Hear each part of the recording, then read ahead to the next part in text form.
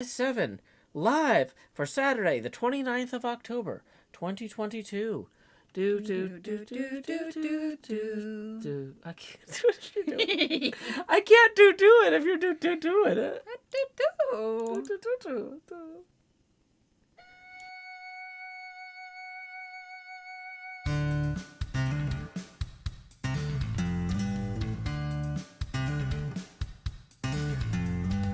I want a girl who will mine for her diamonds. I want a girl who can sort a chest.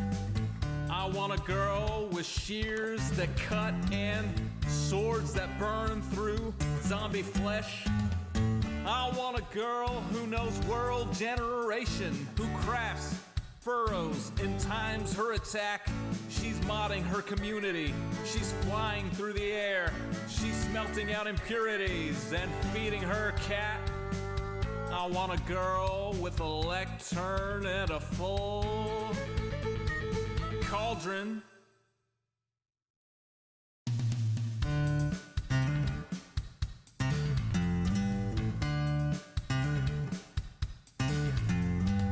I want a girl who logs in early. I want a girl who plays till late. I want a girl with unobstructed creativity who uses a tripwire to ruin your day. With shulker boxes organized and lustrous in a tone that will torch you like desert grass. Who crafts furrows and times her attack. She's smelting out impurities and feeding her cat. I want a girl with a lectern and a full cauldron.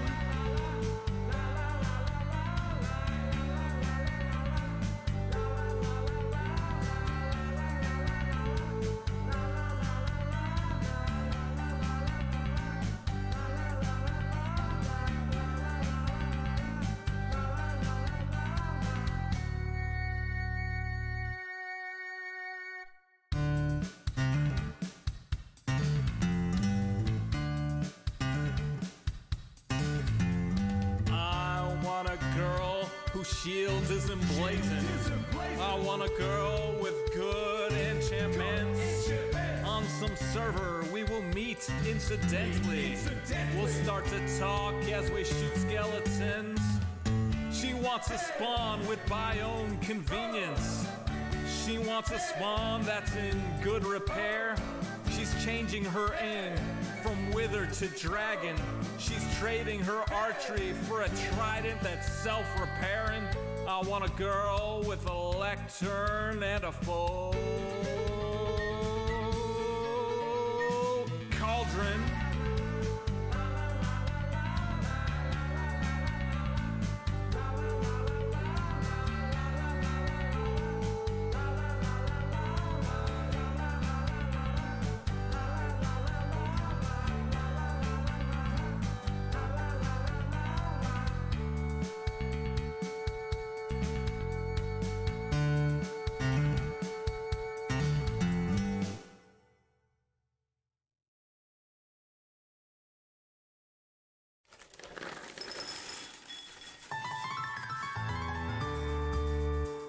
The summer is past, but your days keep growing longer. There's no wind in your sails, but the storm's blowing stronger. Walking hard, standing tall, keeping your head up through it all. Fighting fires, spinning plates. Goodness, how did it get so late?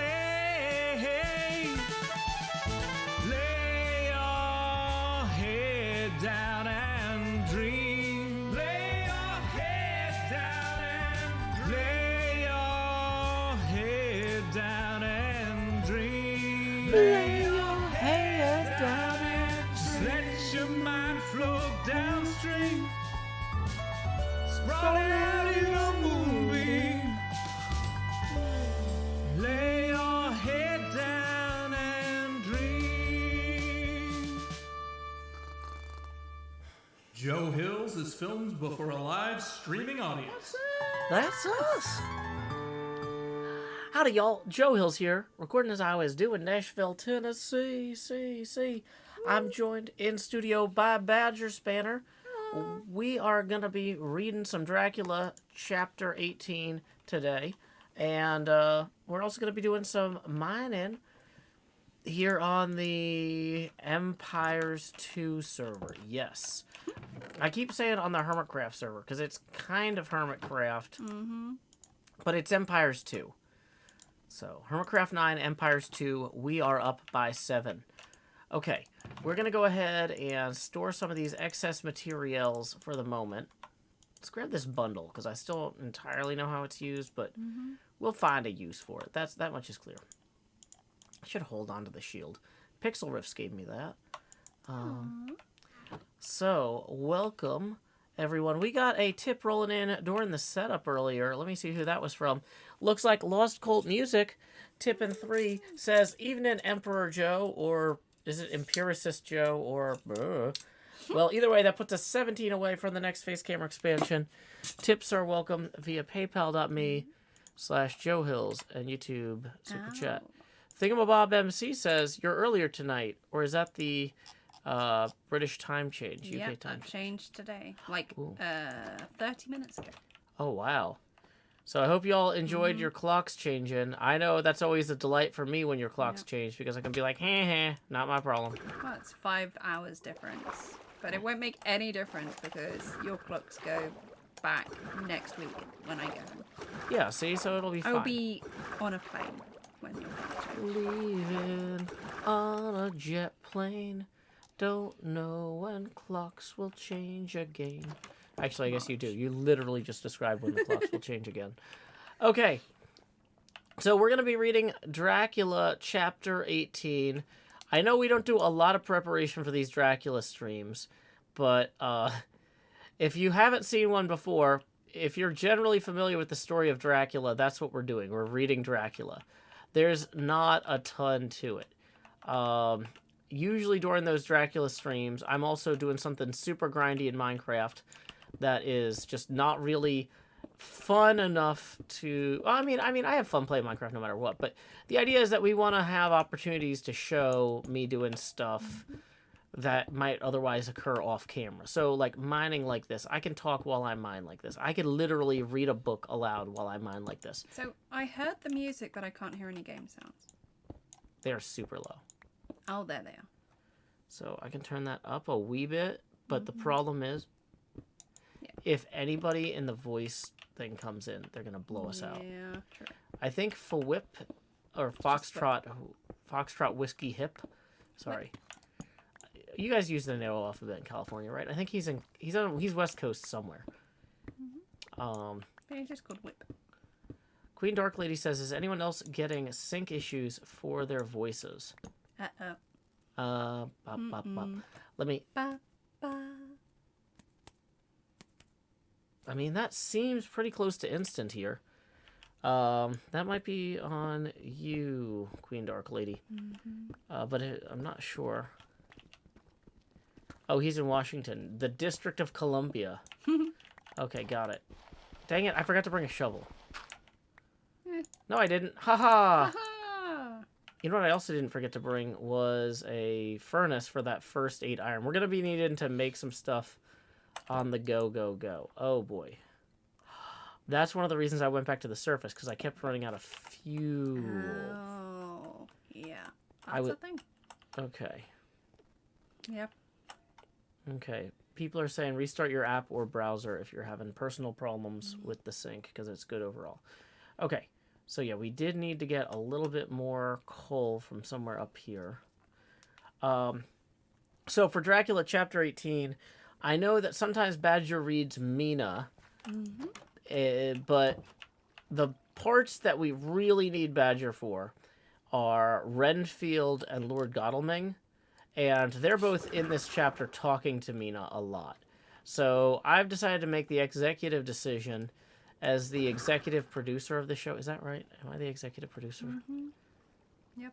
You're the only producer, really. I know. I don't know all the fancy industry terms. But as the executive producer of this show, I've made the executive decision that I'm going to read the Mina parts. I'm the showrunner. Okay. And so I'm going to read the Mina parts. Badger is going to do the Lord Godalming and the Renfield parts. Boy, this is a big ol' cave down here. Kind of deathly. No, it's fine. Look, I brought a door. Ta-da! And because this server has this G button thing. Look at that. This server is, like, way better for recording on. Except for the view distance. Yeah. But yeah, no, they got all sorts of wild stuff over here. Oh, like torches that go underwater briefly. Briefly. Okay.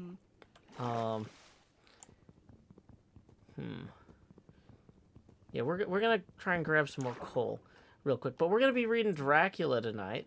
I'm gonna be doing Mina and Dr. Seward. I'm gonna do Van Helsing. Badger here. Which, if you haven't been paying attention, Badger is my recently, would you say announced? Or we announced it as soon as it happened, but like my recently engaged. Betrothed. Betrothed. That's a much, I was going to say engaged, but betrothed. We have become a fiancéed recently in Italy. No, we didn't go to Italy. We went to an Italian restaurant. They had gluten-free pasta. Yeah, So that was good. But yeah, okay. So this is my fiance, my fiancé. Fiance. Howdy, y'all. Joe Hills here. Recording always do it with my fiancé. Recording always do. Okay, It's gonna be one of those nights. Y'all, I was in a 4-hour pinball tournament earlier today, and let me tell you. Did anybody here see the tweet where I was like, if you want to keep up with the standings during the tournament, you can check them out here. It's updated live. Did anybody actually like look at those during the event? I'm not sure. I know you did, but I'm genuinely curious if anybody. Oh, I should set this to live chat. Sorry if YouTube chat. Because I don't. Yeah. Triforce says I did. Well, for a good while, I was in dead last. And then I tied for second to last at the last minute, basically. Not the last minute, but like in the last few rounds, I was able to make a slight comeback, but so did the other people that I was vying for avoiding last with for the most part. So 3 of us ended up tied for second to last, which in a tournament that big is not like it was a ludicrously competent tournament, like a serious tournament compared to what I'm used to. Yeah. I was meant to be playing, but I was just like, no, I'm too tired today. Yeah, can't do. Badger decided not to compete last minute, but like I think. I don't know that you would have had a lot of fun with how... I didn't realize how competitive the field was going to be. Because, like, I played against a lot of the same people last night in kind of a warm-up tournament that was hosted in the same venue at the same convention. And I did pretty well last night. I was, like, in the top half. Barely, but I was in the top half of the players there. And they were, like, over 60. Yeah, there were over 60 people last night and over 60 people at this tournament today. And a lot of them were the same people. But last night, I think a lot of them, they were like, okay, I just drove all day. I'm exhausted. This is the warm-up tournament. I'm just going to play a few games, see how it goes. But then they came in today, and they were like, I'm ready to rock. Whereas... On their A game. They were on their A game. And, like, my problem was I was on my A game last night, and I came in on my A game today, and I'm like, I'm playing just as well today as I was last night. But these guys all got way better. Womp womp. So I had a really fun time, but like, yeah, my brain is kind of melted because the whole time I was like, I can turn this around. I just gotta really focus. And yeah, that did not go as well as I had hoped. But you know what? I had a great time. I want to encourage everybody, if you're on the fence about trying stuff like this, just give it a try. Even if it doesn't work out as well as you would like. You know, like if you hear about like me doing pinball tournaments or Tango going out and playing hockey or whatever, you know, don't be like, oh man, I wish I was good enough to do that. Like, well, I can't speak for Tango, but I'm not necessarily good at the things I go out and do for fun. I just go out and do them for fun. Yeah. And then it's okay if I'm not great at them because it's for fun, you know? Yeah. Somebody says, Joe, is that the fiance? It's a fiance. Hi. It's my fiance in particular, though. I mean, I'm just saying there's more than one fiance out there. Yeah. It me. This is Badger Spanner. Okay, so we are going to read Dracula. Dracula. Okay, so we got some more coal. We turned night into day. I'm going to drop off these surplus rocks for now. Oh, yeah, wait, that's right. I was going to put the good rocks in here and the okay rocks in here. I'm trying to get sorted going on. Okay.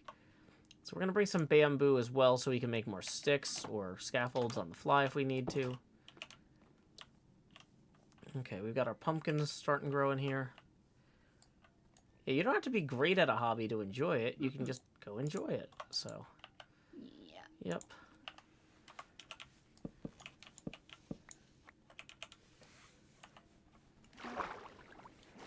Kindle says, how does scoring for that tournament work? You got 25 points out of 49, and that was second worst.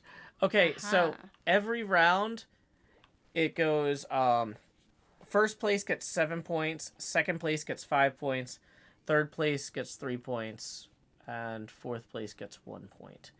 And if you look at my play record, I had about half fourth places, a few third places, 2 second places, and not a single first. And it's really frustrating. Well, I'm not actually frustrated, but like it was notable. I couldn't help but notice while I was playing that a lot of the times it's like, oh boy, that one was really close. I was within 1,000 points of that other person, which in pinball is not a lot of points, right? Like I kept being very close to getting one rank up in the individual game, which would then be like 2 tournament point advantage, but not quite. And like at the beginning I was just like, oh, you get some bad luck here or there, but by the end I was just like, well, what is going on? Like, I keep getting so close, but okay. So Kindle says apparently pulled this up. I have 2 seconds, 4 thirds, and 3 fourths. Okay, so that ends up to 25, right? So if somebody had 7 firsts, they would have 49 points. Does that make sense? Oh, wait, that doesn't... Well, they would, but, like, there were more games than that. Yeah, there was 4 hours of games in the first round, basically. Yeah, so it was 4 hours of games to see if you qualified for the playoffs, which I did not qualify for. But that's just as well, because Badger and Corinne were both ready for dinner by that point. Yeah. But yeah, I would have done better in the tournament if I had gotten an extra 4 tournament points. But even so, competing in a tournament that big, like 66, 67 players or something like that, with a lot of top... There were a lot of top 1,000 players and a few top, like, 300 players. It was a very competitive field. It was a great educational experience for me in terms of getting better at something I enjoy. I got to see a lot of great players play. Yeah. But, yeah, I definitely... I really feel like next time... One of the things that I think hurt me this afternoon as opposed to yesterday was yesterday I got there 4 hours early to warm up on all the machines before the Friday night tournament. But I rushed over right after the build contest earlier, and so I only warmed up for like a half hour on the machines.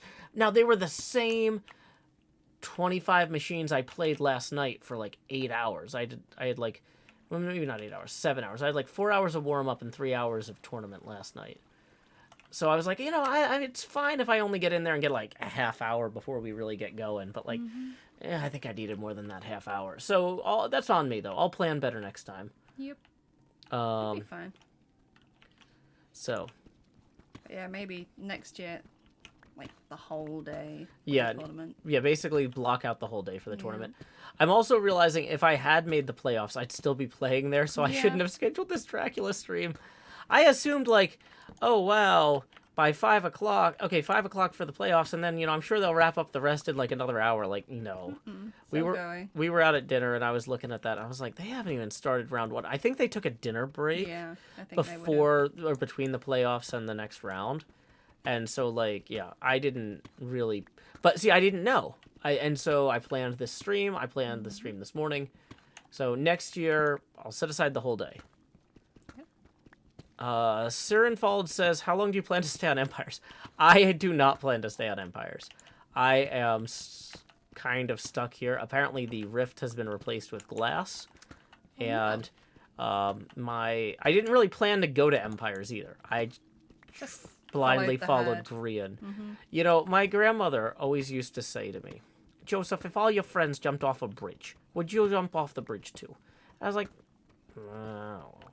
Well, we have empirical evidence that you have. Joseph, if all your friends jumped into a rift, would you jump into a rift too? Apparently, Grandma, I would just jump right into that rift. I guess we know that now. So, Oh, well. yeah. Let's see. How close are we to... What is the good diamond level? Is it negative 57? We're not... Negative 56. Okay.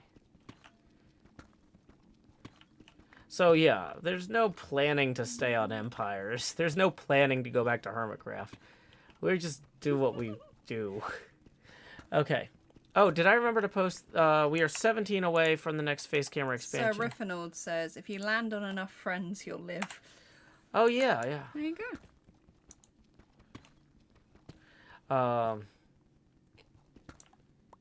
Toxic Glitter says, just got back from Salem. Not only have I gone for the first time in like a decade this month, I have now gone twice.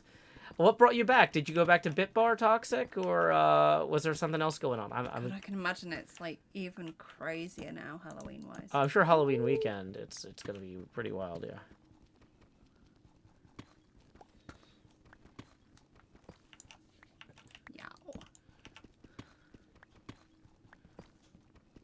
Friends wanted to go, and then did hit Bitbar. See? Hey, we picked a good venue. I still haven't been. I found it. Yeah, I know. It's like, yay, this place looks amazing. They did have a lot of gluten-free options. Toxic Glitter in the Discord chat describes Salem today, the weekend of Halloween, as like Walmart on Black Friday. Yay. Am I building a base until I can get back? No. I am hitting some rocks so I can read Drac. Speaking of which, Dracula. Dracula. Dracula. It's just a vampire that helps people give birth. A Dracula. I was thinking it was like Contractula, like a lawyer vampire. Jula. Cool. Oh, Jula. Yeah. Oh, that makes way more sense. Dracula. Yeah. Oh, my brain is fried. Okay. Well, Dractually. Well, Dractually. I think you'll find. Okay. So I'm gonna take a sip of my drink real quick. I'm gonna blink repeatedly, not because I'm in danger. Blink twice if you need us to rescue. Okay. Dracula by Bram Stoker, Chapter 18, Dr. Seward's Diary. 30th September. I got home at 5 o'clock and found that Godalming and Morris had not only arrived, but had already studied the transcript of the various diaries and letters which Haka and his wonderful wife had made and arranged. Haka had not yet returned from his visit to the carrier's men, of whom Dr. Hennessy had written to me. Mrs. Haka gave us a cup of tea, and I can honestly say that, for the first time since I have lived in it, this old house seemed like home. When we had finished, Mrs. Haka said... This is me. I know. Normally Badger reads Mina, but we're mixing it up tonight because of the dialogue. I gotta like get in the right mindset. Like, oh my god, like I just always imagine my dad's sisters like getting ready to like correct him about a story about their father. Oh my god, Joseph, no, Daddy never did that. Daddy always took us there. Okay, Dr. Seward, may I ask a favor? I want to see your patient, Mr. Renfield. Do let me see him. What you have said of him in your diary interests me so much. She looked so appealing and so pretty that I could not refuse her, and there is no possible reason why I should. So I took her with me. Oh boy, I need to turn this gamma off. Oh wait, no, that is with the gamma off. Okay. I'm just not putting torches down for some reason. Yeah. Okay, sorry. Okay. When I went into the room, I told the man a lady would like to see him, to which he simply answered, Why? she is going through the house and wants to see everyone in it. Oh, very well. Let her come in, by all means. But just wait a minute till I tidy up the place. His method of tidying was peculiar. He simply swallowed all the flies and spiders in all the boxes before I could stop him. It was quite evident that he feared or was jealous of some interference. When he had got through his disgusting task, he said cheerfully, Let the lady come in. and sat down on the edge of his bed with his head down, but with his eyelids raised, such that he could see her as she entered. For a moment, I thought that he might have some homicidal intent. I remembered how quiet he had been just before he attacked me in my own study, and I took care to stand where I could seize him at once if he attempted to make a spring at her. She came into the room with an easy gracefulness which would at once command the respect of any lunatic. For easiness is one of the qualities mad people most respect. She walked over to him, smiling pleasantly, and held out her hand. Oh, good evening, Mr. Renfield. You see, I know you. Dr. Sword has told me of you. He made no immediate reply, but eyed her all over intently, with a frown set on his face. This look gave way to one of wonder, which merged in doubt. Then, to my intense astonishment, he said, You're not the girl the doctor wanted to marry, are you? You can't be, for she's dead. Mrs. Harker smiled sweetly as she replied, Oh no, I have a husband of my own, to whom I was married before I ever saw Dr. Seward, or he me. I am Mrs. Harker. Then what are you doing here? Oh, my husband and I are staying on a visit with Dr. Seward. Then don't stay. Oh, but why not? I thought that this style of conversation might not be pleasant to Mrs. Harker any more than it was to me. So I joined in. How did you know that I wanted to marry anyone? His reply was simply contemptuous, given in a pause, in which he turned his eyes from Mrs. Harker to me, instantly turning them back again. What an asinine question. Oh, I don't see that at all, Mr. Renfield, said Mrs. Harker at once, championing me. He replied to her with as much courtesy and respect as he had shown contempt to me. You will, of course, understand, Mrs. Harker, that when a man is so loved and honoured as our host is, everything regarding him is of interest in our little community. Dr. Seward is loved, not only by his household and his friends, but even by his patients, who, being some of them hardly in mental equilibrium, are apt to distort causes and effects. Since I, myself, have been an inmate of a lunatic asylum, I cannot but notice the sophistic tendencies of some of its inmates lean towards the errors of non causa and ignoratio emergency. I positively opened my eyes at this new development. Here was my own pet lunatic, the most pronounced of his type I had ever met with, talking elemental philosophy, and with the manner of a polished gentleman. I wonder if it was Mrs. Harker's presence which had touched some chord in his memory, if this new phase was spontaneous, or in any way due to her unconscious influence. She must have some rare gift or power.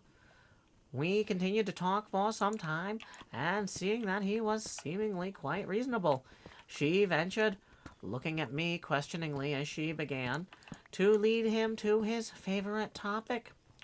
I was again astonished, for he addressed himself to the question with impartiality of the completest sanity. He even took himself as an example when he mentioned certain things. Why, I myself am an instance of a man who had a strange belief. Indeed, it was no wonder that my friends were alarmed and insisted on my being put under control. I used to fancy that life was a positive and perpetual entity, and that by consuming a multitude of live things, no matter how low in the scale of creation, one might indefinitely prolong life. At times I held the belief so strongly that I actually tried to take human life. The doctor here will bear me out on that one occasion I tried to kill him for the purpose of strengthening my vital powers by the assimilation with my own body of his life through the medium of his blood, relying, of course, upon the scriptural phrase, "For the blood is the life," though, indeed, the vendor of a certain nostrum has vulgarized the truism to the very point of contempt. Isn't that true, Doctor? I nodded assent, for I was so amazed that I hardly knew what to either think or say. It was hard to imagine that I had seen him eat his spiders and flies not minutes before. Looking at my watch, I thought that I should go to the station to meet Van Helsing, so I told Mrs. Harker that it was time to leave. She came at once, saying pleasantly to Mr. Renfield, "Oh, goodbye, and I hope I may see you often, under auspices pleasanter to yourself." To which, to my astonishment, he replied, "Goodbye, my dear. I pray God I may never see your sweet face again. May he bless you and keep you." When I went to the station to meet Van Helsing, I left the boys behind me. Poor Art seemed more cheerful than he has been since Lucy first took ill, and Quincy is more like his own bright self than he has been for many a long day. Van Helsing stepped from the carriage. I love that you sit back because you know I'm about to start like waving wildly with the Van Helsing. Yep. Badger's good at this. Oh my gosh, yeah.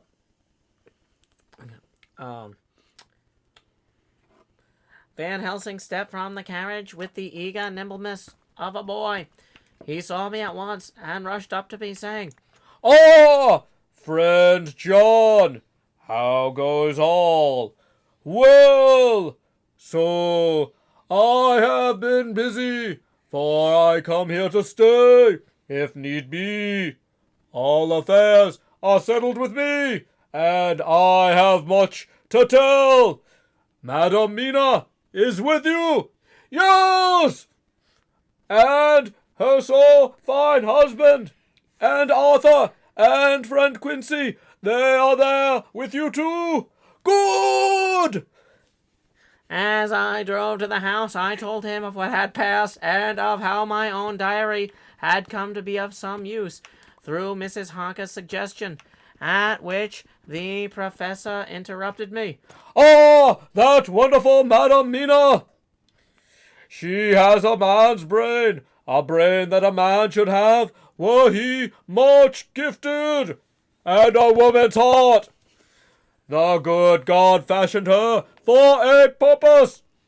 Believe me, when he made that so good combination. Friend John, up to now, fortune has made that woman of help to us. After tonight, she must not have to do with this so terrible affair. It is not good she run a risk so great. We men are determined, nay, are we not pledged to destroy this monster? But it is no part for a woman. Even if she not be harmed, her heart may fail her in so much and so many horrors. And hereafter she may suffer, both from her nerves in waking and in sleep from her dreams. And besides, she is a young woman, not so long married. There may be other things to think of sometime, if not now. You tell me she has wrote all, then she must consult with us. But tomorrow she say goodbye to this work, and we go alone.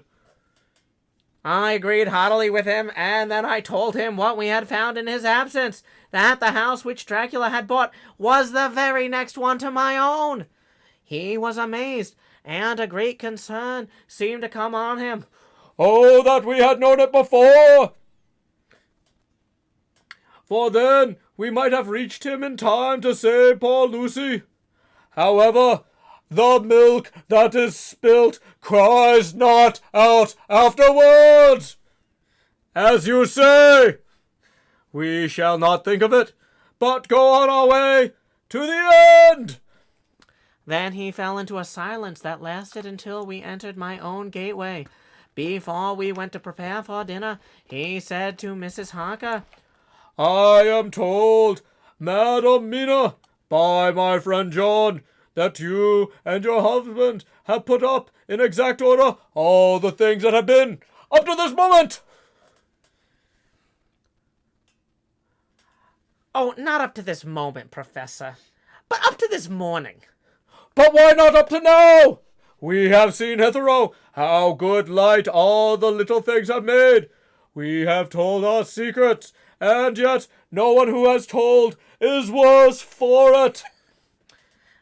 Mrs. Harker began to blush, and taking a paper from her pockets, she said, Oh, Dr. Van Helsing, will you read this and tell me if it must go in?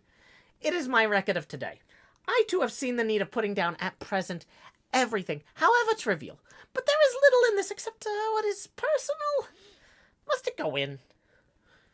The professor read it over gravely and handed it back, saying, It need not go in if you do not wish it, but I pray that it may. It can make your husband love you all the more, and all us, your friends, more honor you, as well as more esteem and love. She took it back with another blush and a bright smile. And so now, up to this very hour, all the records we have are complete and in order. The professor took away one copy to study after dinner and before our meeting, which is fixed for 9 o'clock. The rest of us will have already read everything. So when we meet in the study, we shall all be informed as to the facts and can arrange our plan of battle with this terrible and mysterious enemy. And that concludes Dr. Seward's journal entry for the 30th of September. Whew. Thank you for the Renfield. That was fantastic. Thank you for also ducking out of the way when I was waving I was wildly. like, uh-oh. Van Helsing's here. Yeah. Yeah, Van Helsing is already the strongest man in the world. Okay, so let's see. We've got Mina's Harker's Mina's Harker. Mina's Haka. Mina's Tirith's Hakas. Oh no, Gondor calls for aid. So I don't know if you heard this. Oh my gosh. There's something I need to tell you. Yeah, clearly.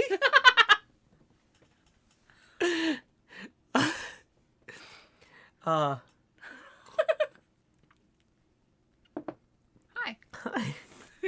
Oh my gosh, I'm like crying laughing though. It's like, oh boy. Okay. Oh, okay.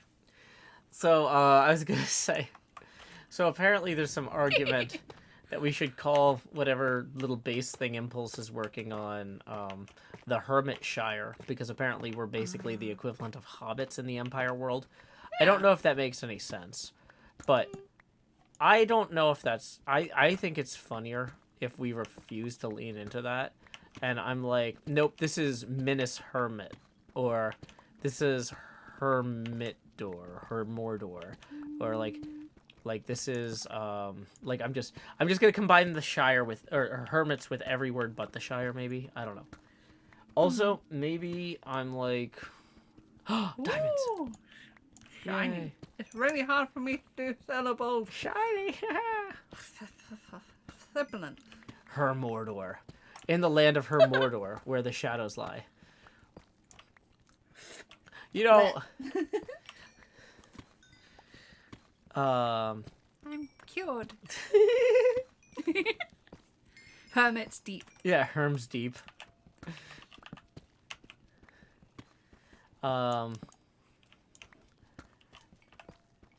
You know, do we actually... Oh my gosh. Do we know the Elvish word for hermit? Because, like, I know that, like, they don't really have a word for teal in Elvish, so it would be blue. Mm-hmm. And they do have a word for hills in Elvish. Mm-hmm. So, like, the blue hills would be Emin Luin in Elvish. So, like, if we were going to make Hermit Hills or something, I don't know. People are checking. You don't have to check. This is what the audience is for. Herminus Tirith. There's the word for lonely. Yeah, what's... Arion is lone one, or Heron, distant one. Okay, And so then like the... Erestor, which is Lord of Solitude. Yeah, so the Lonely Mountain is Lord of Solitude and Cinderin. Yep.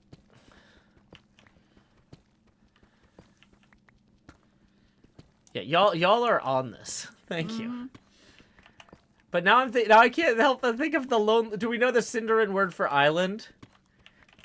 This is the tale of a hermit named Grian, a hermit so brave he threw his friends in a rift.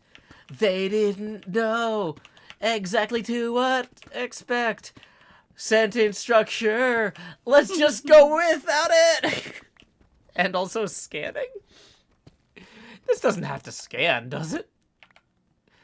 Okay. Tol Eresi is the Lonely Isle.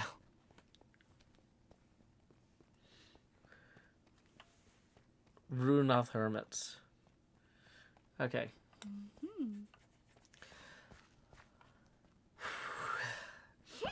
Oh yeah, did I remember to post the link? I forgot to mention we're 17 away from the next Face Camera expansion milestone. Tips are welcome via paypal.me/JoeHills or YouTube Super Chat.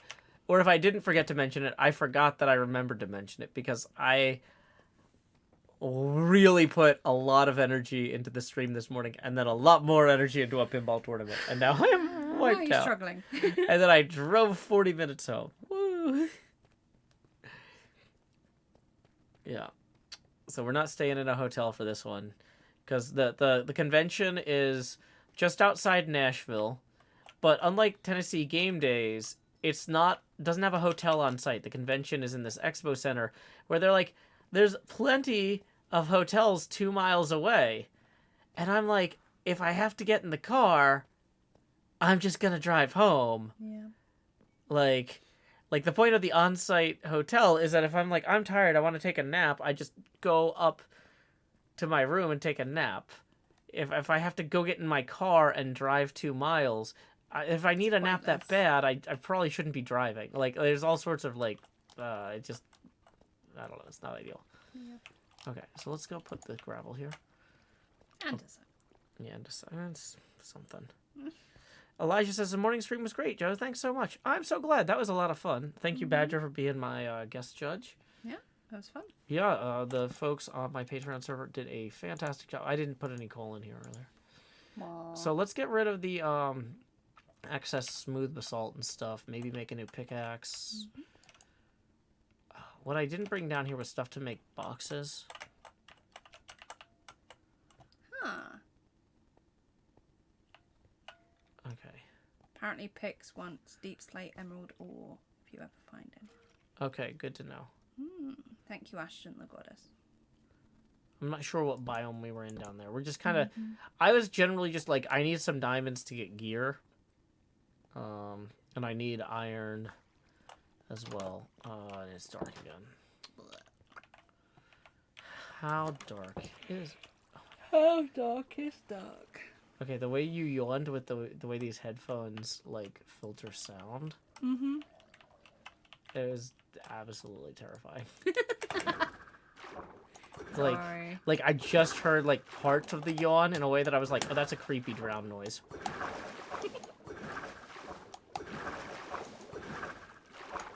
Yeet. Do you need to be up? Oh yeah, you need to be up. I'm going high. home. Yep. Joe Hills is going home. Okay. So we can use the bed.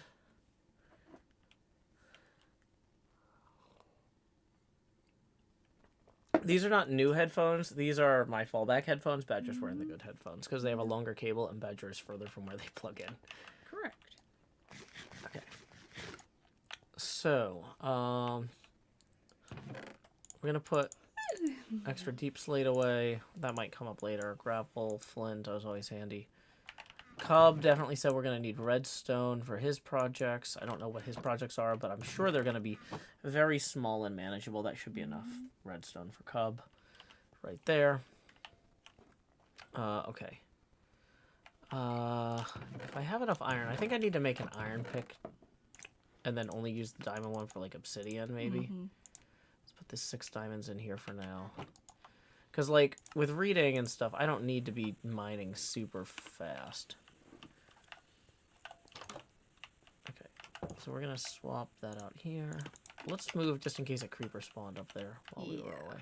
Oh, our first pumpkin. Ooh, pumpkin. We'll let's harvest that on stream later. Or not stream, on recording. I'm too tired to record right now. I'll probably need to record.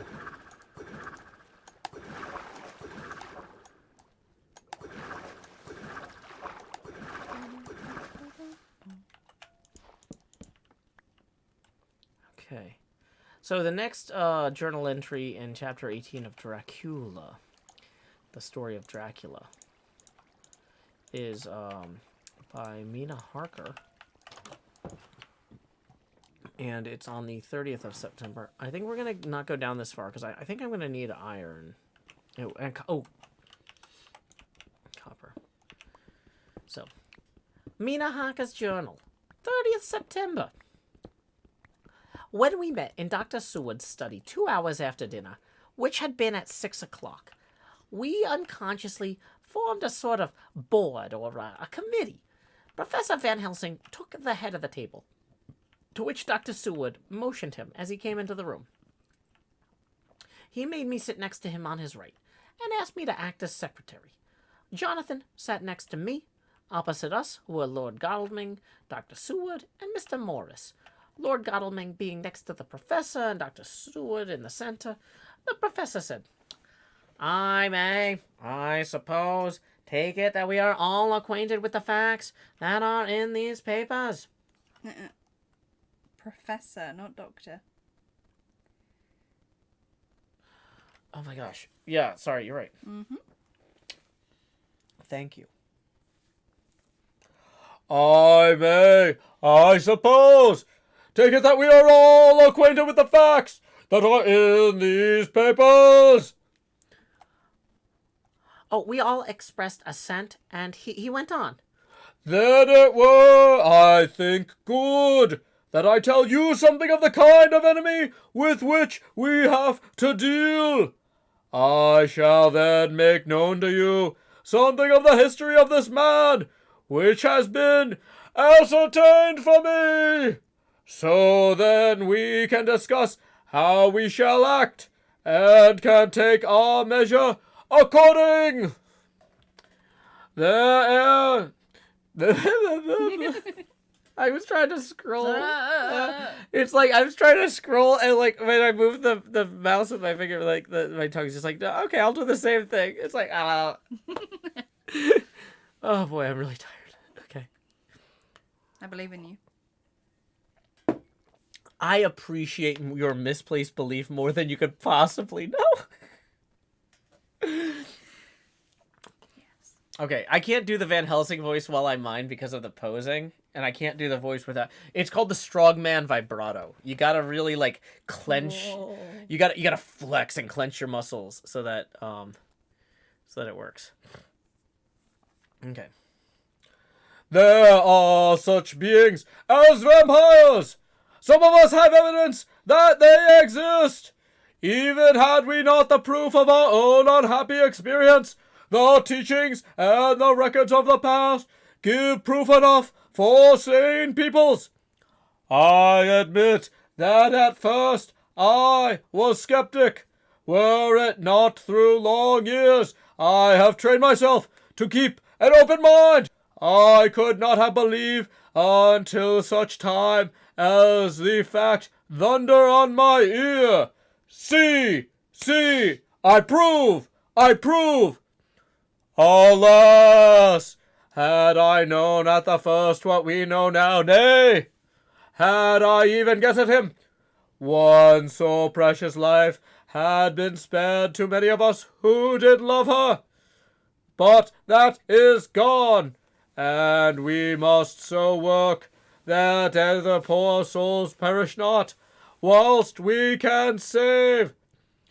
The Nosferatu do not die like the bee when he sting once. He is only stronger, and being stronger, have yet more power to work evil. This vampire which is amongst us is of himself so strong in person as 20 men. He is as cunning, more than mortal, for his cunning be the growth of ages. He have still the aids of necromancy, which is, as his etymology imply, the divination by the dead. And all the dead that he come nigh to are for him to command. He is brute, and more than brute. He is devil in callous, and the heart of him is not. He can, within limitations, appear at will, when and where, and in any of the forms that are to him.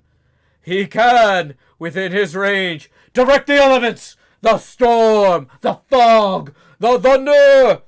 He can command all the meaner things, the rat, the owl, and bats, the moth, and the fox, and the wolf. He can grow and become small, and he can at times vanish and become unknown. How then are we to begin our strike to destroy him? How shall we find his where, and having found it, how can we destroy? My friends, this is much. It is a terrible task which we undertake, and there may be consequence to make the brave shudder. For if we fail in this our fight, he must surely win. And then where end we? Life is nothing's. I heed him not. But to fail here is not mere life or death.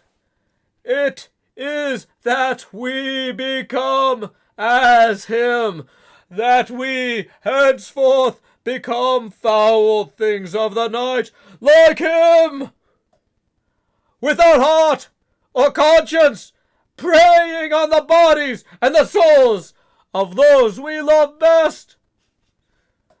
To us forever are the gates of heaven shut, for who shall open them to us again?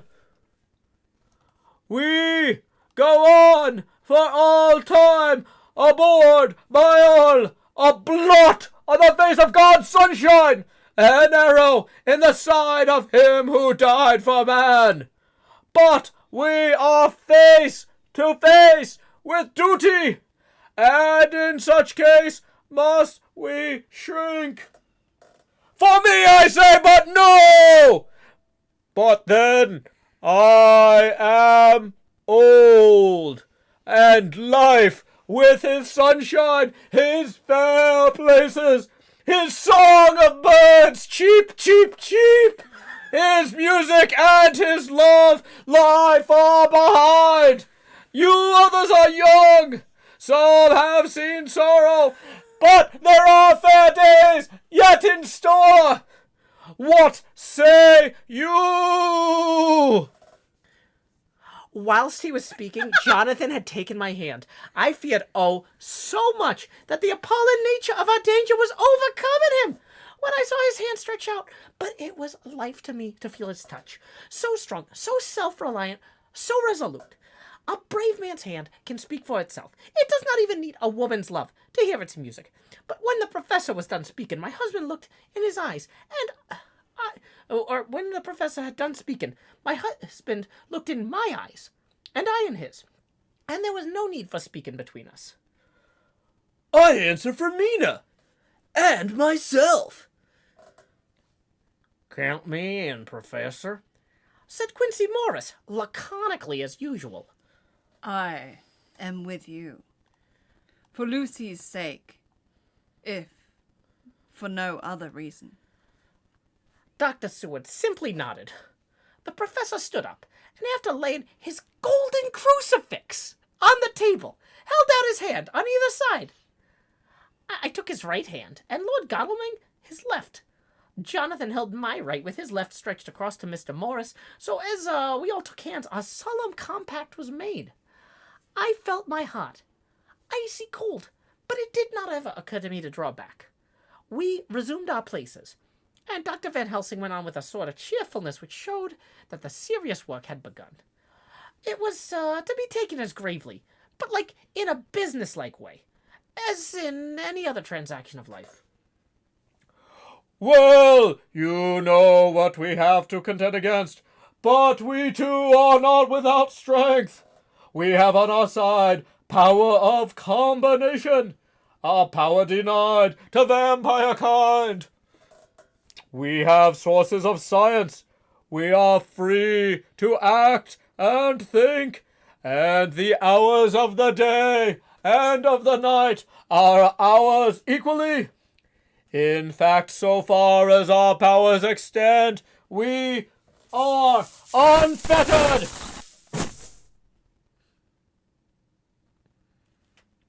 And we are free to use them. We have self-devotion in a cause, and an end to achieve which is not a selfish one. These things are much. Now let us see how far the general powers arrayed against us are restrict, and how the individual cannot. Fine, let us consider the limitations of the vampire in general, and of this one in particular. all we have to go on are traditions and superstitions. These do not at first appear much when the matter is of life and death, nay, of more than either life or death. Yet we must be satisfied, in the first place, because we have to be. No other means is at our control. And secondly, because, after all, these things, tradition and superstition, are everything. Does not the belief in vampires rest for others, though not, alas, for us, on them? A year ago, which of us would have received such a possibility?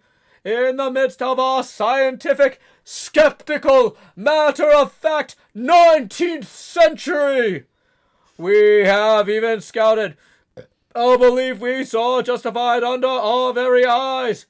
Take it then that the vampire, and this belief in his limitations and his cure, rest for the moment on the same base.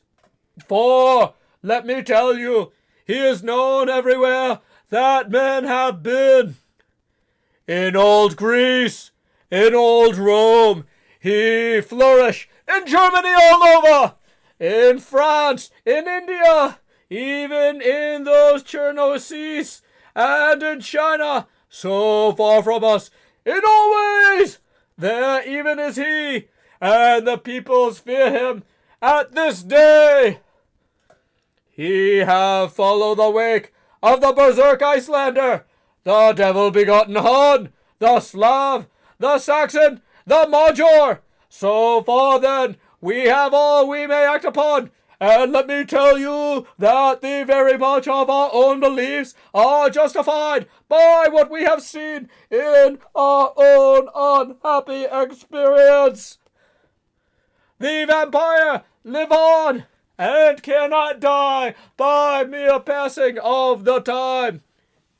He can flourish when that he can fatten on the blood of the living. Even more, we have seen amongst us that he can even grow younger. Are you going to get a drink? Yeah. Are you going to get me one? You've got a long way to go. Well, then tell me, just take my hand and tip it back and squeeze my nose. Be like, go. I was just like, I'm just It's fine. For those of you who are like, what's going on? We're reading Dracula? We're on chapter 18. I'm going to post the link. Honestly, these Van Helsing multi-paragraph monologues are killing me. Oh my gosh, I feel like I'm getting better at reading. Okay, real quick though, we did get a tip from Poster Nerd on Twitch 4 minutes ago. Thank you, Poster Nerd, for supporting the arts and my show in particular. That, let's see, 17 gets you 1 face camera expansion, then we're 8 past that. So here we go. Oh boy, I can't tell exactly where Badger's going to be because I covered the top of the chair with a thing.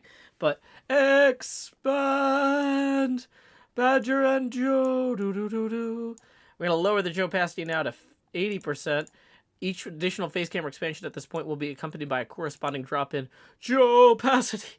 Oh man, reading these Van Helsing parts is like, it's a lot. It's very physical. Because like to get the vibrato, I have to really like hold my muscles in place until my whole chest trembles. Yay! Hey Badger, we just got a tip from Poster Nerd, and so the camera is now bigger. We're 12 away from the next expansion. Yay! Thank you again to Poster Nerd. I'm going to remind folks that tips are welcome via paypal.me/JoeHills and YouTube Super Chat. Bram Stoker's family is not paying us to read this. This is not a paid advertisement for Dracula. But oh my gosh. Thank you for giving me an excuse to take a break in the middle of that. That was kind of a lot. Oh my gosh. But I also didn't want to break your like concentration. No, I was like, no, but that's why it would have been funny if you were just like, finish this so I can just refill it. Yeah. Blah, blah, blah, blah, blah, blah, blah, blah, blah, blah. Hold on. Uh-oh.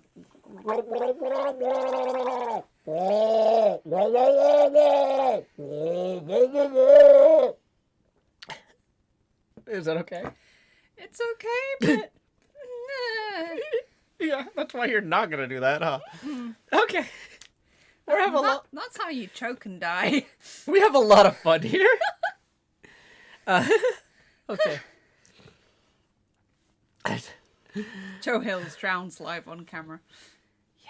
Oh man, when I was in high school, there was this one of the students wanted to be a doctor, and she was very shy, and one of the guys in our calculus class was always very rude to her and was like always like, you should talk more, blah blah blah, like always trying to like needle her because she was so quiet, and was like, if you're gonna be a doctor, you gotta be able to talk to patients, blah blah blah, you should talk to people more, blah blah. So he was obnoxious to everybody, not just her, but he was obnoxious to her. And this is relevant because when she volunteered at the blood drive and he gave blood and passed out, she walked up to him and filled his mouth with Diet Coke, and he almost drowned. Oh no! And she insists she thought he was awake, just tired, and was trying to help. But Uh-oh. I'm not, he really backed off after that. Wow. Anyway, so yeah, you can drown in soda. Yeah, I know of one You're attempted. more likely to die of secondary drowning from choking. Oh yeah, because it goes in your lungs or whatever. Yeah. Yeah. Fake Zircon says it's one way to deal with a bully. Yeah. Just wait for them to do something unselfish like give blood and then murder them for it. Right? There's your opportunity. Because they're expecting like, oh, somebody's gonna come get me when I'm doing something bad, but they never think someone's gonna come get them when they're doing something good. Okay. Yeah, well, while Joe was doing part of that monologue kind of stuff earlier, I was like, hey, minifig Joe can hold the jug. Yay. Okay, Stephanie Hall says, hey, Joe and Badger, how's the reading going? There's a lot of Van Helsing in this one, Stephanie Hall. There's a lot of Van Helsing. Darby Bruston 04 says, it's always the quiet ones that will kill you with any opportunity. Oh, yeah. Or kill you with opportunity. Yeah. Okay. So he has just been listing all the places that there are vampires. We've seen that he can grow younger if he feeds.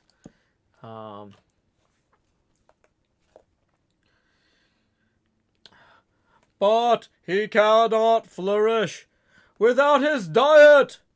Oh boy, man, Van Helsing, first he's like going off on Mina for being a woman, and now he's like flailing about, he's like, oh, this is Dracula. He's got to eat right. Sorry. Okay. Sorry. I'm gonna get my momentum again. But first, we got a tip rolling in that's an excuse for me to not start screaming. Thank you very much to David for tipping 10, who says the Strongman Vibrato is still my favorite ska band. So that's going to put us 2 away from the next Face Camera expansion milestone. Also, there's a little bit of a typo in there, David. You might want to... I think you'll want to reread that. You'll laugh. Yeah. I fixed it for you. I fixed that for you, but like that's one of the funniest comments anyone's made by mistake. Okay. Yeah, that puts us 2 away from the next Face Camera expansion milestone. Tips are welcome via paypal.me/JoeHills and YouTube Super Chat. Okay. Even friend Jonathan, who lived with him for weeks, did never see him to eat. Never! He throws no shadow. He make in the mirror no reflect, as again Jonathan observed. He has the strength of his hand of many. Witness again, Jonathan, when he shut the door against the wolves, and when he helped him from the diligence too. He can transform himself to wolf, as we gather from the ship arrival in Whitby. When he tear open the dog, he can be as bat, as Madame Mina saw at the window at Whitby. Sorry, I got a Bannet bot. Bye. Bye. Yeah, he maketh the mirror no reflect. Yeah, Van Helsing isn't a native English speaker, okay? He is not a native English speaker. Okay. Where is it? Where? He can come in mist which he create, and that noble's captain, that... Oh my gosh. That's fine. Just give me a minute. Okay. Dracula is a fairy, confirmed.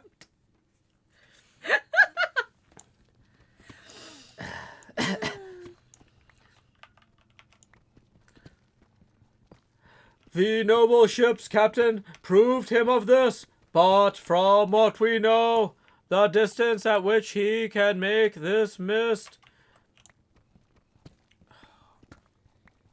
is limited, and it can only be round himself.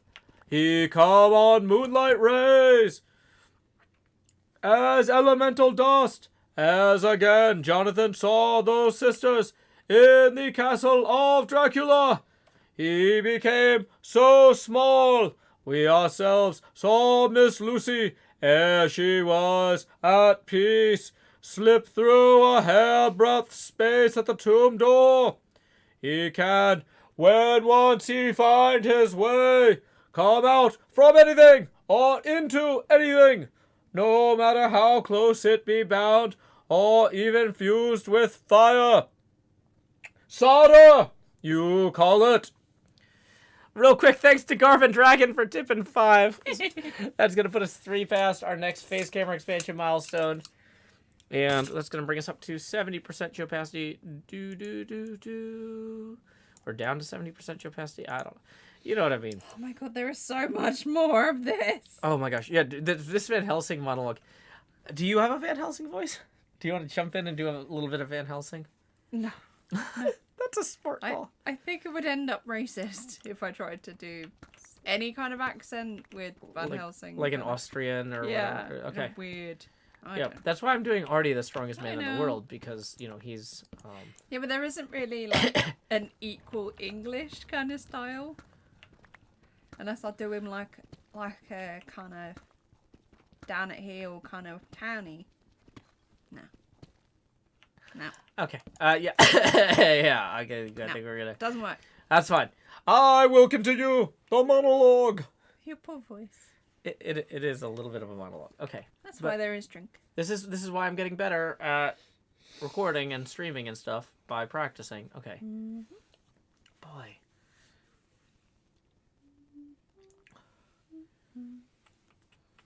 You can once he find his way.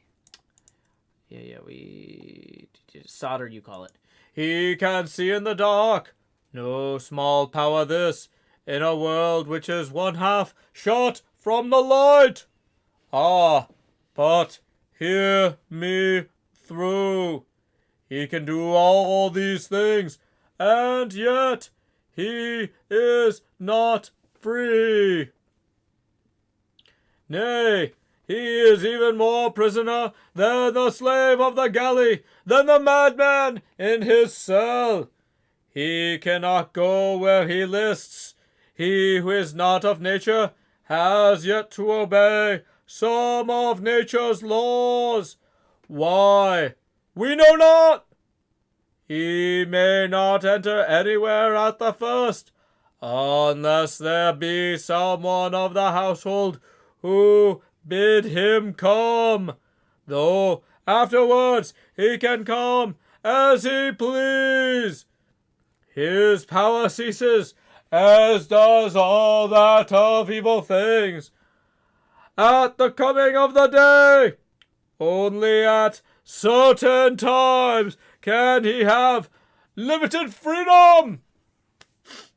If he not be at the place whither he is bound, he can only change himself at noon, or at exact sunrise or sunset. These things we are told, and in this record of ours we have proof by inference. Thus, whereas he can do as he will within his limit, when he have his earth home, his coffin home, his hell home, the place unhallowed, as we saw when we went to the grave of the suicide at Whitby, still at other time he can only change when the time come. It is said, too, that he can only pass running water at the slack of the flood of the tide. Then there are things which so affect him he has no power, as in the garlic that we know of, and as for things sacred, as this symbol, my crucifix.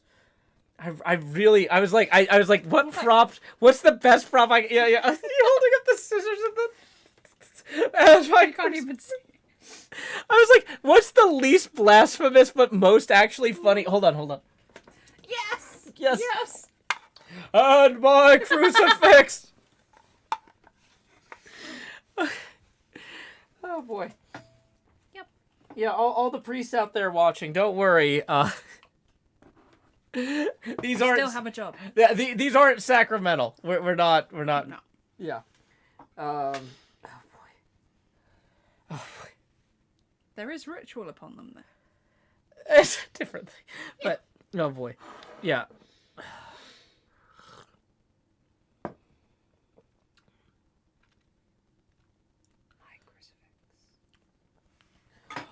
My crucifix, that was amongst us even now when we resolve. To them he is nothing, but in their presence he take his place far off, and silent with respect. There are others too. Why are there others? Oh my gosh. This is there's like pages of this. Yeah. Oh my gosh. Good luck, my love. Yeah, I love that this is like the equivalent of Moby Dick, where he's like, Yeah. okay, but let me tell you about whales for a minute. It was not a minute. Van Helsing lays facts. Yeah, but this is Van Helsing being like, there's not Like, shit, we don't have enough law. We need to do the law. we don't have a Wikipedia articles on vampires yet, so I'm gonna if you ever have some time to read Moby Dick, to actually read it. The reason to read Moby Dick is because it's basically this guy trying to invent Wikipedia about whales. Like, if you've ever clicked through Wikipedia and you're like, oh, I wonder what this is. Oh, this guy was in this movie? Oh, wait, what? Let me... Yeah. Oh, okay, this town is where that happened? But anyway, the whole book is just him being like, when you envisage This is my entire life's work. I can tell you guys now because you don't think I'm insane. Yeah. It's like you might think of a crow's nest when you imagine a pirate vessel, but the crow's nest was actually invented by this totally other guy. And he goes on this huge thing, and then he's like, there are no crow's nests in this story. But they still call them that because the guy that popularized the crow's nest did such a good job at designing his own thing that other people started calling the planks that they nailed to the mast crow's nests too. Whalopedia says Mahi Zero. Yeah, it's a whole Wikipedia rabbit hole of everything about ships and shipbuilding and whales and candle making. There's a lot of candle making. I did too much research into this book. I'm gonna make it work. Oh my gosh, but he's so excited. Like it's basically if you've ever gone to your friend's house and you're waiting for somebody else to get there to go somewhere, and your friend is just like, have you seen this thing on what's that? Wikitropes. Is it TV tropes? Yeah. It's like, oh my gosh, did you realize this character from Gargoyles is voiced by Jonathan Frakes? And Jonathan Frakes is the guy who can't sit in chairs in Star Trek The Next Generation. And you know what? There was a show called Cheers that Jonathan Frakes actually directed an episode of. Yeah, he did. Again, across from Marina Sirtis, who played his Imzadi on Star Trek: The Next Generation, which means beloved. And like they're just like going on, and you're like, I really want to go to this thing, and we're gonna be late for it if we don't leave now. And maybe we should stop waiting for this person. But oh yeah, they have the tickets. And it's like, yeah. Anyway. So, we're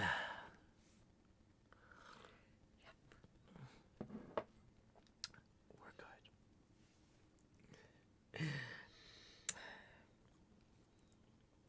More Van Helsing. There are others too. Quick reminder that we're $7 away. No, Please donate. we are $17 away from the next face camera expansion. I'll still give you a chance to take some deep breaths here. Oh my God! Call me Ishmael. I should read. Call me Van Helsing. No. I should read all of Moby Dick with Ishmael in the Mina Haka in the New Jersey accent, like. Oh, and then me and Queequeg, we went down to the wharf, and you would not believe who we saw there. Did you know the ship, it had 4 captains? Now, 3 captains were captains emeriti. So basically, these captains, they each owned a share in the vessel because of their previous work as the acting captain. Now, the actual current captain only owns a quarter of the vessel. Well, actually, he owns like a fifth because one of the other fifths is owned by the widow of yet another captain from earlier. That's all the previous captains who own a stake in the vessel. But anyway, the 3 captains that were retired, they're not really retired because they love working. They love the sea. They got to be on the ship when the ship is in shore. Shut up, Wesley. That's a Star Trek: The Next Generation reference. Okay, welcome, Raiders. So we are about to read more of Dracula because we're in the middle of like a 12-page Van Helsing monologue, and it's killing me. Why is it killing me? Because Van Helsing talks like this. Where did you say we were? There are others too. Mm-hmm. There are others too, which I shall tell you of, lest in our seeking we may need them. The branch of wild rose on his coffin keep him, that he might not move from it. A sacred bullet fired into the coffin, kill him so, that he be true dead. And as for the stake through him, we know already of its peace. Or the cut-off head, which giveth rest, we have seen it with our own eyes. Thus, when we find the habitation of this man that was, we can confine him to his coffin and destroy him, if we obey what we know. But he is clever. I have asked my friend Arminius of Budapest University to make his record, and from all the means that are, he tell me of what he has been. He must have indeed been the Voivode Dracula, who won his name against the Turk over the great river on the very frontier of Turkey land. If it be so, then he was no common man, for in that time, and for centuries after, he was spoken of as the cleverest and the most cunning, as well as the bravest of the sons of the land beyond the forest. That mighty brain and that iron resolve went with him to his grave, and are even now arrayed against us, the Draculas. Oh wow, we are clipping according to this. That does not surprise me. Yeah, the clipping light is going off. Sorry, it didn't look like we were clipping in Yeah. OBS, but I'm gonna turn that down a bit. Fun fact, Turkey Land is what Ben Franklin wanted to name America. Also, thank you very much to Thomas Bradley rolling in and tipping 37. Boom. That is 2 face camera expansions. So here we go. It's time to expand Joe and Badger. Do. And we are going to lower the Joe opacity to 60%. Now this gets awkward when there's two of us, because Badger, you can't really move that chair any closer, can you? And then, now but we're about to get to T. Joe Eckelsberg. Expand just. It's super awkward. Lowering the Joe opacity now to 50%. I cannot read the book from here. Wait. Can you hold your tablet slightly higher? Okay, don't hit the pop filter. We need that. Okay. Okay.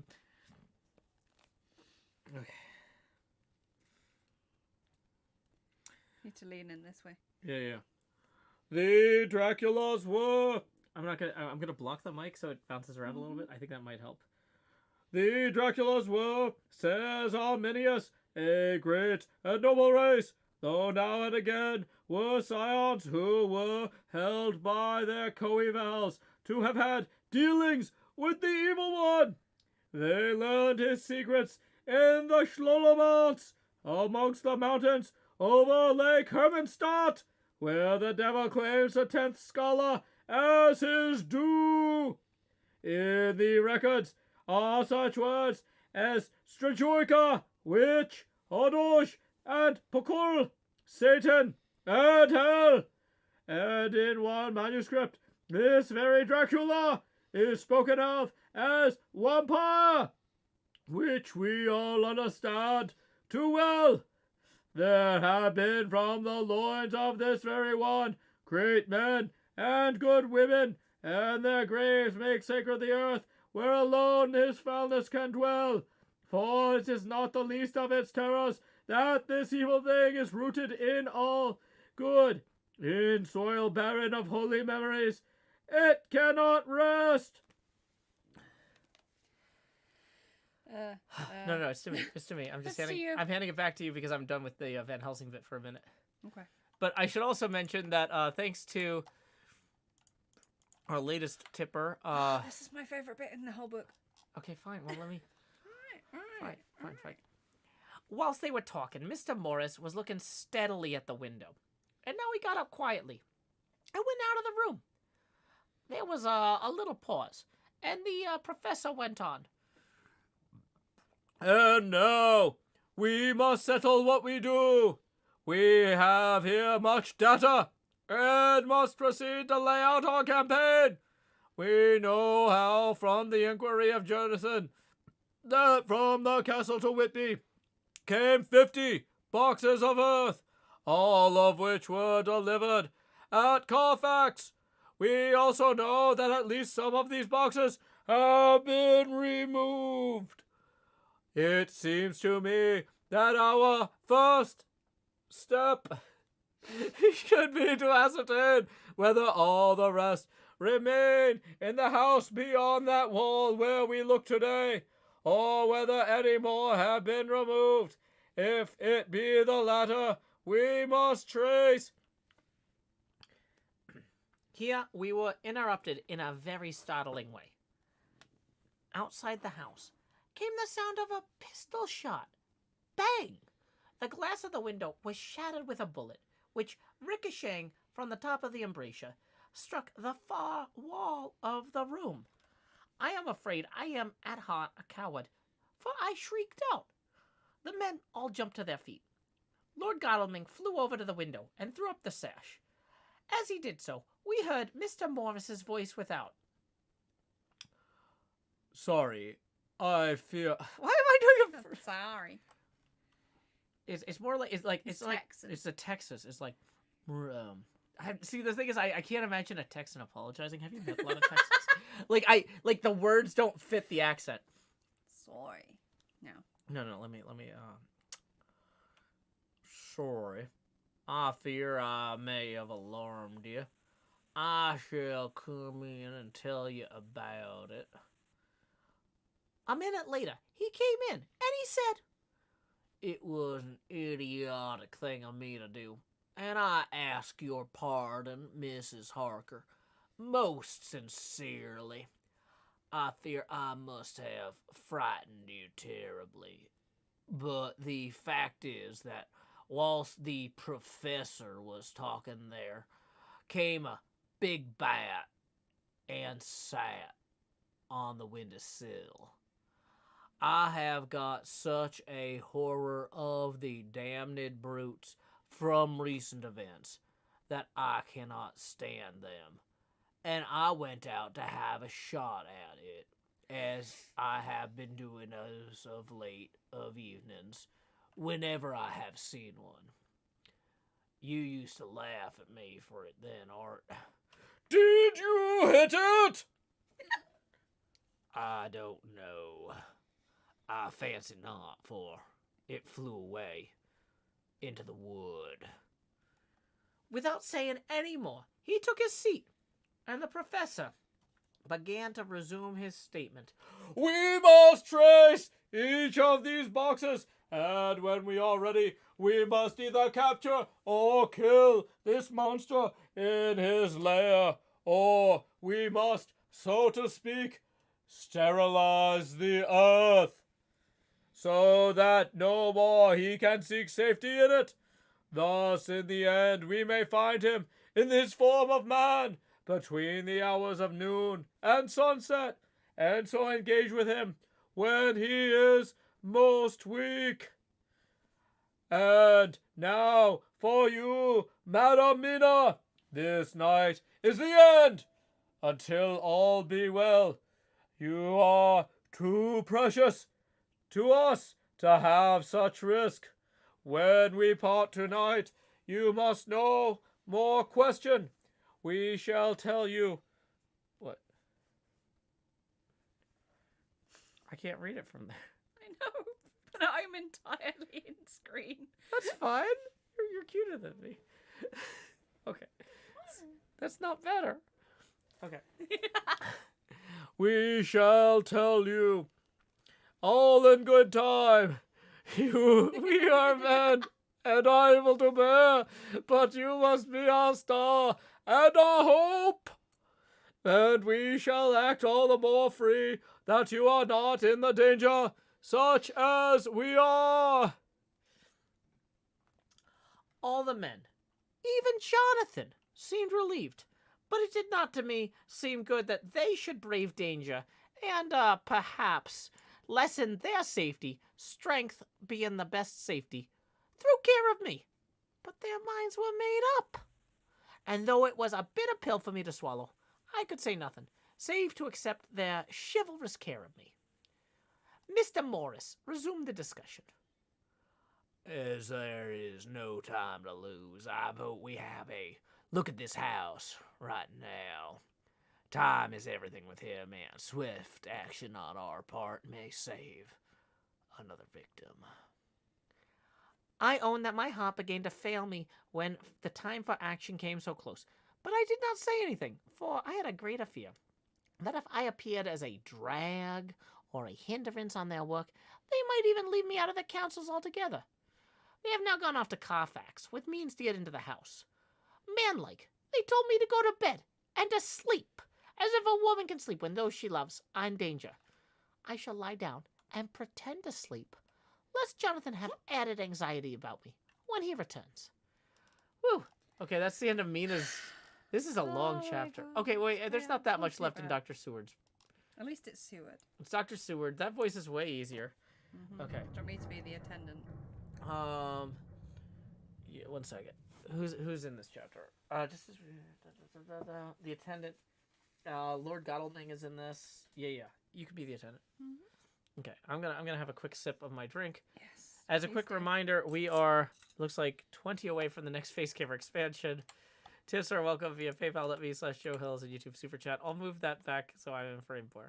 Does that make you feel better? Gusty Gale said, "At least they didn't tell her to go into the kitchen. No, they had servants to do that."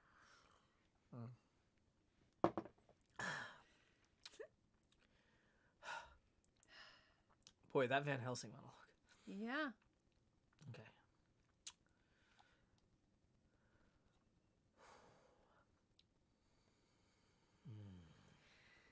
Deep breaths.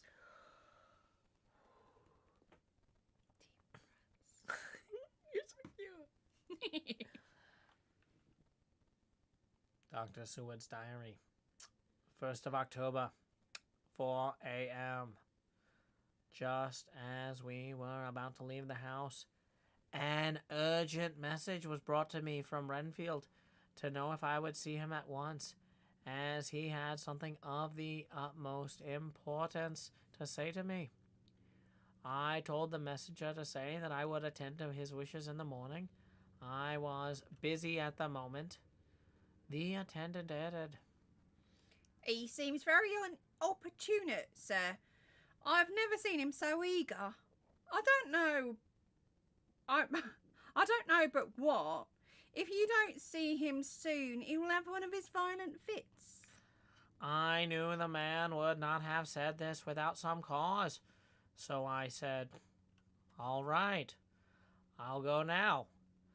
And I asked the others to wait a few minutes for me, as I had to go and see my patient. Take me with you, friend John, Said the professor. His case in your diary interests me much, and it had bearing too. Now, and again, on our case, I should much like to see him, and especially when his mind is disturbed. May I come also? Asked Lord Godalming.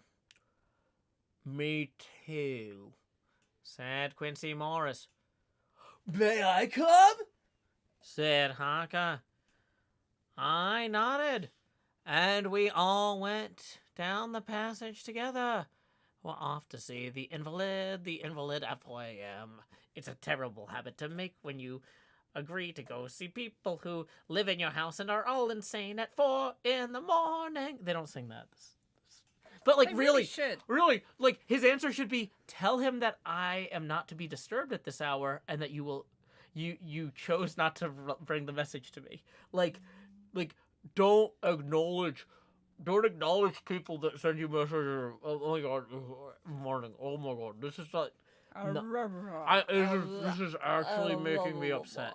This is actually making me upset. He should not have. He has a really terrible life-work balance. Oh yeah, like. You know. Oh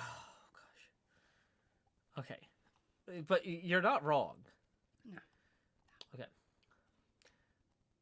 We found him in a state of considerable excitement, but far more rational in his speech and manner than I had ever seen him. There was an unusual understanding of himself, which was unlike anything I had ever met with in a lunatic, and he took it for granted that his reasons would prevail with others entirely sane. We all four went into the room, but none of the others at first said anything. His request was that I would at once release him from the asylum and send him home. This he backed up with arguments regarding his complete recovery and adduced his own existing sanity. I appeal to your friends. They will, perhaps, not mind sitting in judgment on my case. By the way, you have not introduced me.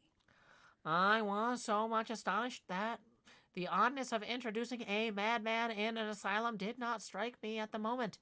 And besides, there was a certain dignity in the man's manner, so much of the habit of equality, that I at once made the introductions.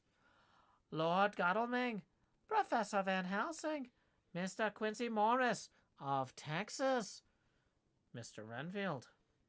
He shook hands with each of them, saying in turn, Lord Godalming, I had the honour of seconding your father at the Wyndham. I grieve to know by your holding the title that he is no more. He was a man loved and honoured by all who knew him, and in his youth was, I have heard, the inventor of a burnt rum punch, much patronised on Derby night. Mr. Morris, you should be proud of your great state. Its reception into the Union was a precedent which may have far-reaching effects hereafter, when the pole and the tropics may hold alliance to the stars and stripes. Poland is an ally now. The power of treaty may yet prove a vast engine of enlargement when the Monroe Doctrine takes its true place as political fable. What shall any man say of his pleasure at meeting Van Helsing? Sir, I make no apology for dropping all forms of conventional prefix. When an individual has revolutionized therapeutics by his discovery of the continuous evolution of brain matter, conventional forms are unfitting, since they would seem to limit him to one of a class. You, gentlemen, who by nationality, by heredity, or by possession of natural gifts, are fitted to hold your respective places in the moving world, I take to witness that I am as sane as at least the majority of men who are in full possession of their liberties. And I am just as sure that you, Dr. Seward, humanitarian and medico-jurist, as well as scientist, will deem it a moral duty to deal with me as one to be considered as under exceptional circumstances. He made this last appeal with a courtly air of conviction, which was not without its own charm. I think we were all staggered. For my own part, I was under the conviction, despite my knowledge of the man's character and history, that his reason had been restored, and I felt under a strong impulse that I was satisfied as to his sanity and would see about the necessary formalities for his relief in the morning. I thought it better to wait, however, before making so grave a statement. As for of old, I knew that sudden changes to which this particular patient was liable.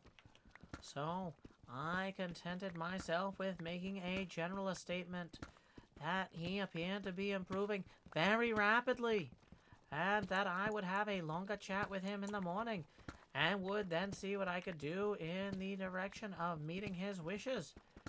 This did not at all satisfy him, for he said, and quickly, But I fear, Dr. Seward, that you hardly apprehend my wish.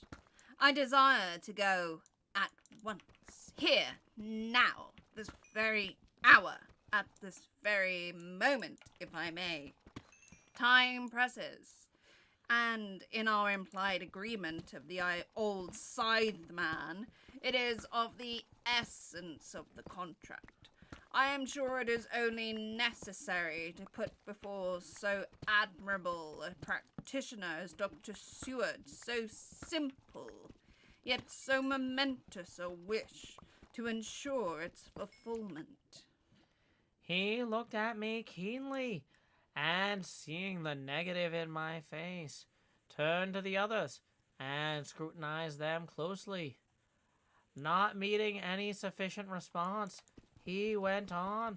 Is it possible that I have erred in my supposition? You have, I said frankly, but at the same time I felt brutally. There was a considerable pause, and then he said to me, slowly, Then, I suppose, I must only shift my ground of request. Let me ask for this concession, boon, privilege, what you will. I am content to implore in such a case, not on personal grounds, but for the sake of others. I am not at liberty to give you the whole of my reasons, but you may, I assure you, take it from me that they are good ones, sound and unselfish, and spring from my highest sense of duty. Could you look, sir, into my heart, you would approve to the full sentiments which animate me. Nay, more, you would count me amongst the best and truest of your friends. Again, he looked at us all keenly. I had a growing conviction that his sudden change of his entire intellectual method was but yet another form or phase of his madness, and so determined to let him go on a little longer, knowing from experience that he would, like all lunatics, give himself away in the end. Van Helsing was gazing at him with a look of the utmost intensity, his bushy eyebrows almost meeting with the fixed concentration of his look. He said to Renfield, in a tone which did not surprise me at the time, but only when I thought of it afterwards, for it was as one addressing an equal. Can you not tell frankly your real reason for wishing to be free tonight? I will undertake that if you will satisfy even me, a stranger, without prejudice, and with the habit of keeping an open mind, Dr. Seward will give you, at his own risk and his own responsibility, the privilege you seek. He shook his head sadly, and with a look of poignant regret on his face, the professor went on. Come, sir, think yourself. You claim the privilege of reason in the highest degree, since you seek to impress us with your complete reasonableness. You do this whose sanity we have reason to doubt, since you are not yet released from medical treatment for this very defect. If you will not help us in our effort to choose the wisest course, how can we perform the duty which you yourself put upon us? Be wise and help us, and if we can, we shall aid you to achieve your wish. He still shook his head as he said, Dr. Van Helsing, I have nothing to say. Your argument is complete, and if I were free to speak, I would not hesitate a moment. But I am not in my own master in the matter. I can only ask you to trust me. If I am refused, the responsibility does not rest with me. I thought it was now time to end the scene, which was becoming too comically grave. So I went to the door, simply saying, Come, my friends, we have work to do. Good night. As, however, I got near the door, a new change came over the patient. He moved toward me so quickly that for the moment I feared that he was about to make another homicidal attack. My fears, however, were groundless, for he held up his two hands imploringly and made his petition in a moving manner. As he saw that the very excess of his emotion was militating against him, by restoring us more to our old relations, he became still more demonstrative. I glanced at Van Helsing, and I saw my conviction reflected in his eyes. So I became a little more fixed in my manner, if not more stern, and motioned to him that his efforts were unavailing. I had previously seen some of the same constantly growing excitement in him when he had to make some request of which at the time he thought much, such, for instance, as when he wanted a cat. And I was prepared to see the collapse into the same sort of acquiescence on this occasion. My expectation was not realized, however, for when he found that his appeal would not be successful, he got into a quite frantic condition.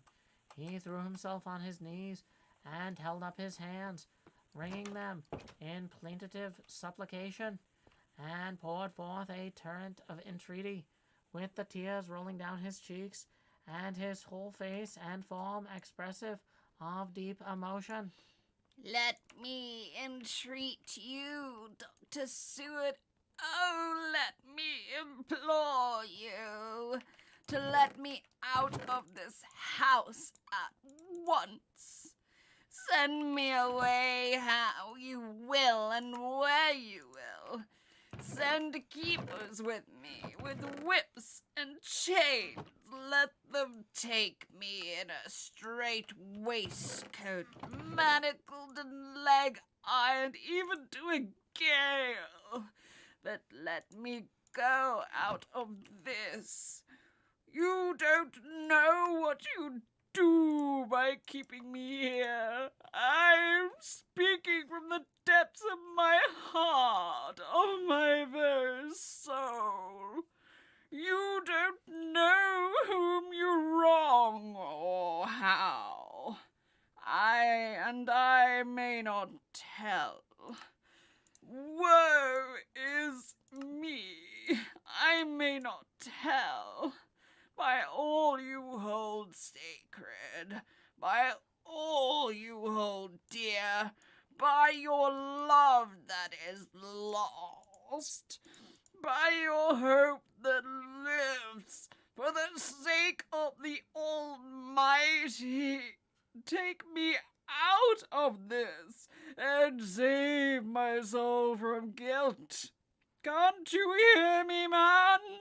Can't you understand?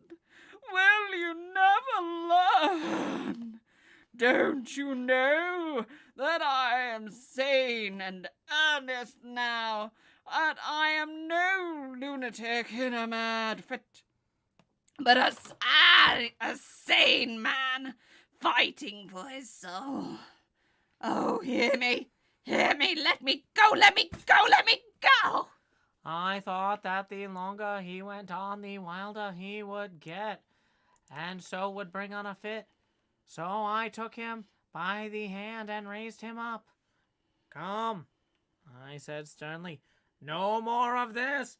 We have had quite enough already. Get to your bed, and try to behave more discreetly.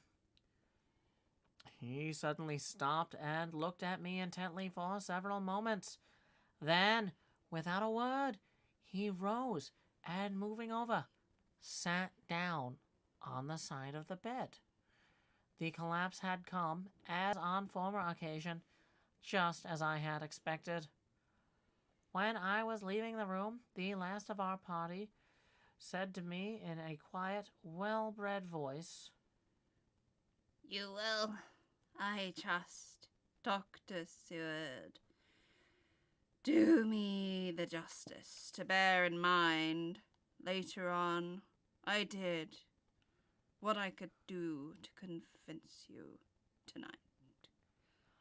And that ends chapter 18 of Dracula. Woo! High five. Is this in frame? Hold on, where is it in frame? Yay, high five. Yay! Woo! Slappy hands.